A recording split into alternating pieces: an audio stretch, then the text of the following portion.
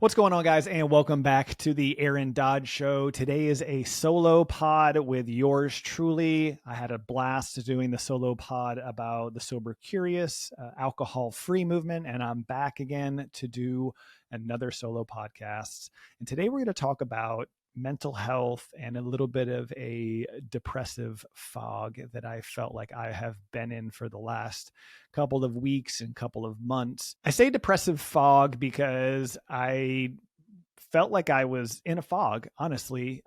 Chelsea and I got sick a couple of weeks ago, her first and then me second. We both tested negative for COVID, but it was some sort of funky virus because it knocked us both on our butt for a good 2 weeks apiece. And I'm sure that that had something to do with the way that I was feeling mentally. I couldn't get out of the house. I couldn't do my regular routine. I couldn't go to the gym.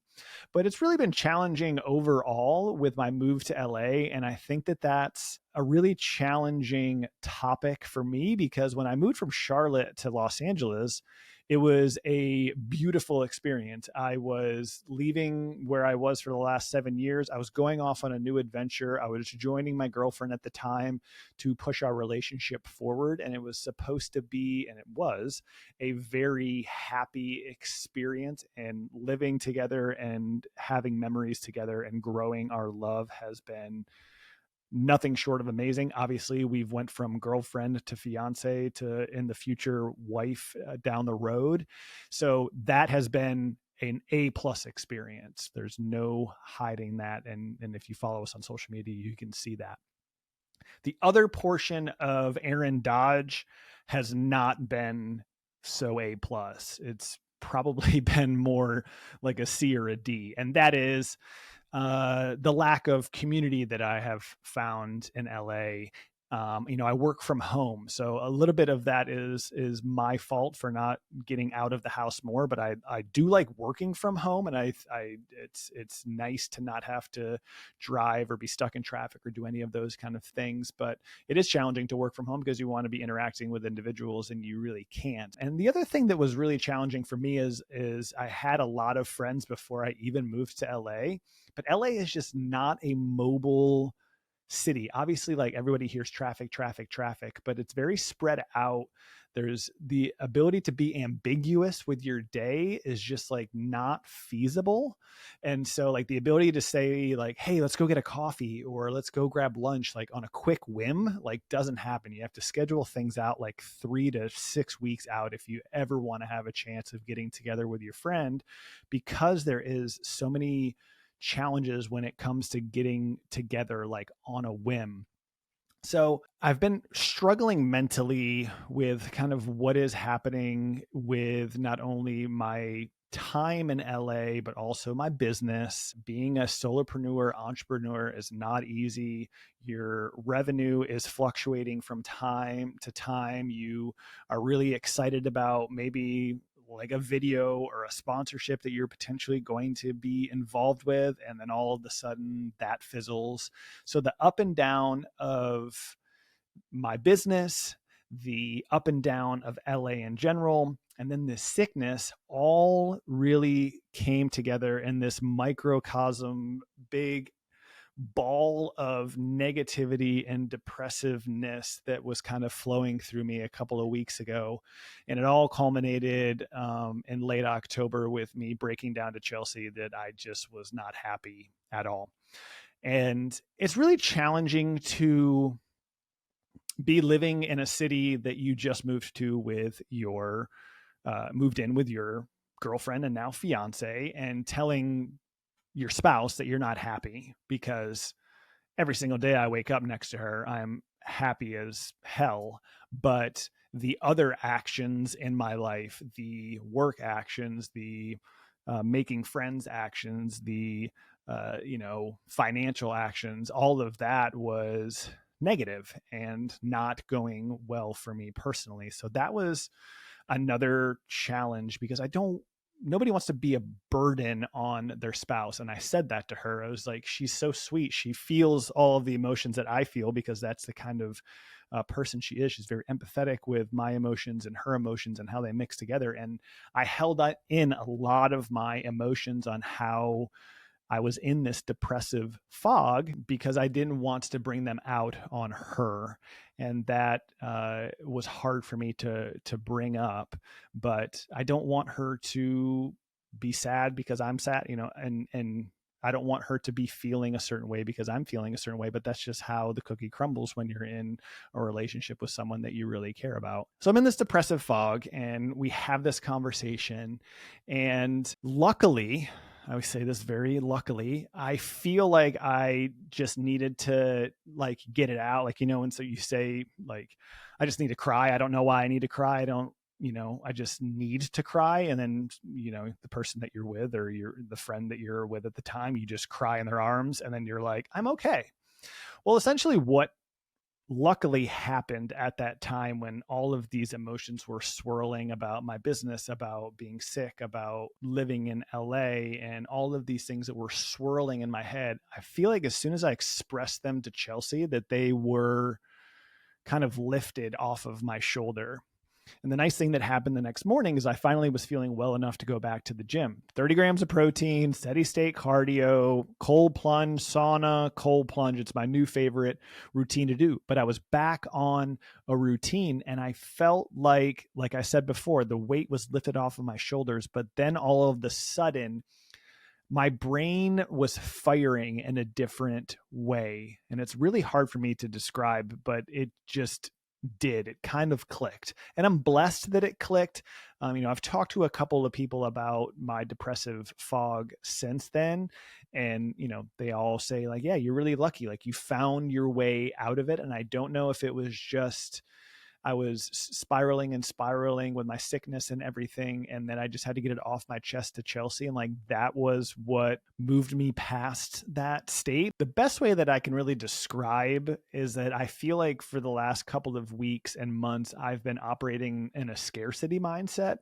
And then once I released that to Chelsea, I was operating in an abundance mindset. And that was, I am smart enough to build my business. I am smart enough to find ways to get connected to more people. And now I go to I go to multiple run clubs and I move my body in different ways, and I'm meeting new people and I'm going to these creator events and doing all of these kind of things. And honestly, it was just really the way that I was talking to myself. One of my favorite books of all time is called What You Say When You Talk to Yourself by Dr. Shad Helmstetter. And I found this book, I believe in like 2014, and I read it every single year. And the funny thing is, my self-talk was probably what was the most negative in my mind, is like, I'm not going to get out of this negative state of being without positive reinforcement, without telling myself that I'm going to be able to get out of this. I'm going to be able to do what I need to grow my business. I'm going to be able to do what I need to connect to more people in LA, to feel more connected to LA. And the funny thing is, I know, and I knew what was needed to get out of the fog, but I feel like sometimes you just have to sit with it and go through it in order to really feel it and be able to release it and to get out of it. And so since then, I've really just, my mindset has been so much better since all of this really went down. But I want to be real with you on this podcast. And I know, and listening to this right now, that the feelings that I had are always going to potentially creep back in if you don't stay ahead of it. So I want to let you know and let you in on what I call like my little self-care checklist. I think a lot of people are talking about this right now. And that is, number one, how is your sleep? Chelsea and I try to get to bed anywhere between 9 and 9:30. We're up every morning at 5. And so we literally can't really go past 10 o'clock without getting good sleep for the alarm to go off at 5. Number two, how is your nutrition? As a gluten-free, dairy-free vegetarian, unless I'm going out there and putting crap in my body, like crap in your body doesn't really exist with those kind of restrictions on your diet, but I can, down a couple of bags of potato chips. But always thinking about the food that you're putting into your body. The new thing I try not to do is consume caffeine after 1 p.m. That is my new cutoff in order to get good restful sleep. I do no caffeine after 1 p.m. Number 3, how is your exercise? And I've talked about it a lot in 2023 when I was going through a lot of mental struggles this year. Just walking 10,000 steps a day was really beneficial for my mental health, to get out, to get sunshine, to do those kind of things. And so I'm not saying that you have to be a marathon runner to feel like your mental is in the right place, but make sure that you're getting out and getting enough steps and doing whatever brings you joy from a workout standpoint. If that's, running sprints, or if that's walking, if that's swimming, if that's biking, if it's doing a HIIT workout, if it's doing yoga, that is your choice. Andrew Huberman talks a lot about direct sunlight. I like to try to get early morning direct sunlight. The benefit of that when I work out in the morning is that when I walk home, I get sunlight on the way home. And like I said before, the last part of my checklist is, how's your self-talk? I challenged Chelsea when I was really going through it and my business was like not where I wanted it to be. When she asked me the question, how was your day? That was triggering because my mindset was so negative and I feel like I could have done more for my business that day. And since she asked me that, I don't have a good answer. So then it makes me feel negative that my business is not where it needs to be. And so now we've kind of reframed that. And she just asked me like, how's your mental today? And then I'd say, mental's great. Had a great day of work. I emailed for some sponsors. I connected with a couple of people that I want to bring into my community. I did all of these kind of holistic things to push my business forward. All of these kind of things instead of like, how was your work day? And it's like, meh. So we've kind of focused and shifted on like, how's your mental is kind of what I've deemed the right question for her to ask me so that I can be really open with her about where I'm at from a mental standpoint. And since I've got out of that depressive fog and what I consider a scarcity mindset, a lot of great things have been going on. I brought on one of my best friends, Joe, as a client. My ideation around my content, I might not have said it, but I really did not want to press record on any content, and anybody that knows me knows that I love making content. And so it was really hard for me to be on social media over the last couple of months. But now that I'm like manifesting abundance, more ideas have come to me in the last 3 weeks and have come to me in the last 6 months. And so that's really exciting because I love entertaining and I love talking about what's going on in my business. I love talking about what's going on in my brain. I thought up of a really funny Halloween skit that everybody was, dressing up as Justin Bieber and Hailey Bieber. And I kind of wrote a skit at the last second and filmed it and edited it and got it out on my social media. And a lot of people laughed at it. And when I'm operating in those kind of wavelengths, I know that my brain space is really, really good. And the other thing that I want to talk about before I go is this book, the other book that I love right now. It's called The Creative Act, A Way of Being. And I'll tag both What You Say When You Talk to Yourself and this book in the show notes so that you can check it out. It's by Rick Rubin, and he is a music producer. I never heard of him until he was on Rich Roll's podcast a couple of months ago. And he is one of the most intelligent people I've ever heard talk, especially when it comes to being a creator or a creative, which everybody is a creator. That's chapter 1 of this book. It doesn't matter, you can create a recipe and you're a creator. You can create a LinkedIn post as a writer and you're a creator. You can do video, you're a creator. Your podcast, you're a creator. So everyone's a creator. And when I got this book, funny thing is I got this book while I was in my depressive fog. And I was so excited because I was like, maybe this book can get me out of it. And the funny thing was, it did the opposite. I sat down to read it and I was like, give me life. Please get me out of this rut. And I opened it up and the chapters are only 3 to 7 pages per chapter. And it's called 78 Areas of Thought. And I started reading it and I hated it because I wanted to have a whole chapter on the creative process so that I can try to get out of this rut. There's a chapter every 3 pages. Like, what is this? And I said to my friend, I don't like it. I don't think I'm going to continue it. And he's like, no, Dodge, you're doing it all wrong. You need to use each of these chapters as a meditation. He's like, I want you to just be in the right mindset. I want you to sit down. I want you to open up the book and just read a chapter and see how that chapter can apply to like what's going on in your creative process as a business owner, as a person, as all of that. And he's like, if you read like one a day, it's a great way for you. Cause I have another meditation book, Journey to Your Heart, that I've been posting on my Instagram stories for years. I love daily 45-second meditations. I think it really sets your day up nicely. He said, read one a day. And I was like, okay, I'll try that. And so mind you, I'm out of my fog now when he tells me this, and I'm vibrating in this like abundance mindset, out of the scarcity mindset. And I'm in this abundance mindset. And I kid you not, this is like a wink from the universe. I open up to page 201, and the title of the chapter is The Abundance Mindset.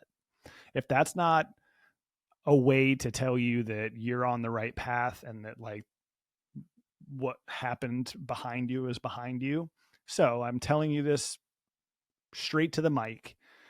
If you're in something right now, the abundance is on the other side of whatever you're going through. And I know that the challenges that I've been facing on this podcast, I know that there's going to be people that are listening to this podcast that are going through way worse. And I honor you, and I see you, and I feel you, because everything I just described about not liking LA and not making friends and my business isn't going somewhere. Like, I know that if you're listening to this, there could be somebody out there that has lost a loved one. There could be somebody out there that lost a job, that lost a dog, that lost a lot more than what I was going through. And I want to tell you that I see you and I honor you, but I'm just telling you that whatever you're going through right now, there is abundance and rainbows on the other side of what you're going through. So stick with it,